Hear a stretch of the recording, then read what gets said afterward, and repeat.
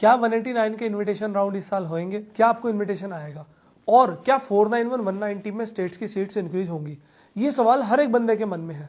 But इस video में मैं आपको कुछ डेटा दिखाना चाहूंगा और कुछ कॉन्सेप्ट समझाना चाहूंगा जिससे ये सवाल आपके मन से दूर हो जाएंगे।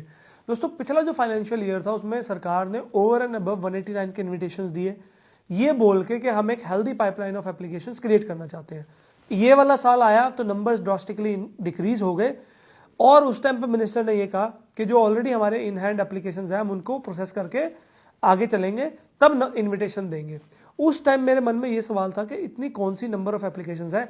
तब हमने ये डेटा निकलवाया जिसमें आप देख सकते हैं कि 189 के लिए कितनी फाइलें डली हुई हैं, 491 के लिए कितनी डली हुई हैं और 190 के लिए कितनी एप्लीकेशंस डिपार्टमेंट के पास इन हैंड है।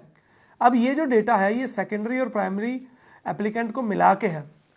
दोस्तों, अगर एक हेल्दी पाइपलाइन की बात करी जाए और मेरी इंटरप्रिटेशन अगर मैं दूं तो मैं 12 से 15 हज़ार एप्लीकेशंस अगर डिपार्टमेंट के हाथ में है फॉर दैट पर्टिकुलर सब क्लास और हेल्दी प्रोसेसिंग चल रही है तो वो मानी जा सकती है, ताकि केस लॉर्ड केस ऑफिसर्स में डिवाइड रहे।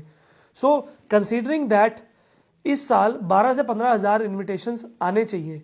अब ये किस में आ सकते हैं? जो प्रायोरिटी सेक्टर्स हैं उनमें आ सकते हैं 189 के। सो अगर आपके पास स्किल असेसमेंट है तो अपनी अपनी EOIs लगा के रखें। दूसरा सवाल कि 190 491 की सीट्स इंक्रीज होंगी या नहीं, ये सबके मन में है। दोस्तों, ये नंबर को देखते हुए एक टेक्निकल चीज समझने की जरूरत है कि जो फेडरल गवर्नमेंट है वो टोटल नंबर ऑफ एप्लीकेंट्स देखती है जो एक इन्विटेशन से अप्लाई करते हैं, वो फॉल होते हैं इसमें। बट जो स्टेट इन्विटेशन देता है वो एक सीट पे एक बंदे को देता है, डजंट मैटर उसके पीछे अगर 2 बंदे जुड़े हुए हैं, वो एक ही मानता है। मतलब लेट्स से NSW ने आपको एक इन्विटेशन दिया, आपको इन्विटेशन आया और आपके हस्बैंड और बच्चे भी उसमें जाना चाहते हैं। NSW की एक सीट यूज हुई पर फेडरल गवर्नमेंट वो 3 सीटें मानता है तो 3 एप्लीकेंट्स मानेगा। तो जो फेडरल गवर्नमेंट का प्लानिंग लेवल है उसमें आप 3 सीटें ले जाएंगे। अगर ये वाली इंटरप्रिटेशन जो है जो इन्होंने सरकार ने दी हुई है हमें वो रखे, उसको देखते हुए हमें उम्मीद है कि स्टेट और टेरिटरीज को एंड तक कुछ सीटें और एलोकेट होनी चाहिए, क्योंकि 50% ऑफ द एप्लीकेंट्स सिंगल भी हो सकते हैं। बाकी जो स्टेट्स हैं वो ऑलरेडी अपने नॉमिनेशन क्राइटेरिया रिलीज कर चुके हैं, इन्विटेशन राउंड्स भी आ रहे हैं। आप प्लीज थोड़ी सी प्लानिंग करके चलिए कि आप कैसे मल्टीपल स्टेट्स के लिए एलिजिबल हो सकते हैं।